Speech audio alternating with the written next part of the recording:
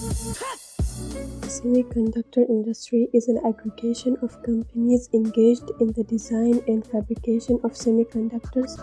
This industry market type is best described as oligopoly. Oligopoly is characterized to have high barriers to entry, few firms with a large market, and differentiation products. This market type's strategic behavior in dealing with the rivalry will affect either pricing and quality setting matters.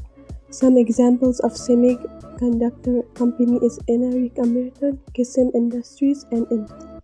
Moving on to semiconductor industry's performance before and after the COVID-19 pandemic. Before the pandemic, semiconductor exports weakened during the third quarter of 2019 due to the trade war between China and the US. However, experts have foreseen this pullback as a short-term event as expected rising of 5G and IoT devices. To make matters worse, the pandemic has caused a compounded issue for this industry. The demand for semiconductors exceeded full capacity due to soaring demand while most factories were running below their potential. Pandemic restrictions such as closure of factories and limited employees have caused the disruption of the supply chain by the Malaysian semiconductor industry. Malaysia is one of the global hubs in semiconductor manufacturing. The production of semiconductors is overseen by MSIA. Due to the shortage caused by the COVID-19, MSIA and the government has tried many ways to try and improve the industry's performance. For example, the government has allowed factories to operate at 100% as long as 80% of the workers are fully vaccinated. Furthermore, the relief is coming from semiconductor companies as well.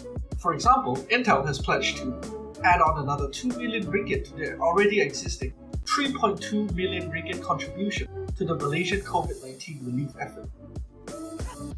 Let's take a look at the contribution of the industry to Malaysia's economy.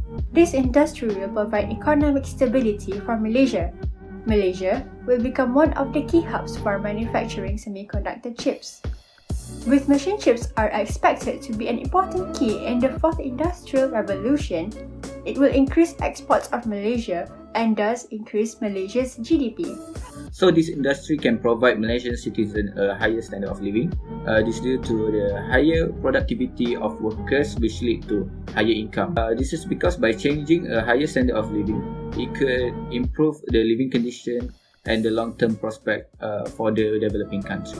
Last but not least, industrial development will produce more job opportunities in both large and small scale businesses by modernizing and developing their respective areas.